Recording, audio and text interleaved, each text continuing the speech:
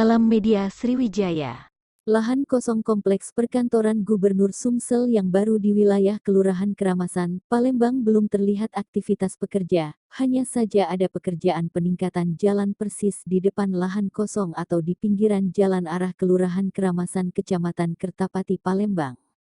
Selasa tanggal 27 September tahun 2022. Lahan sekitar dengan luas sekitar 100 hektar ini direncanakan pemerintah Provinsi Sumatera Selatan akan dibangun tahun 2023. Lahan terdiri dua sisi, yakni sisi pertama luas 40 hektare tempat kantor pemerintahan dan sisi kedua 60 hektare telah dihibahkan Pemprov Sumsel ke Politeknik Sriwijaya.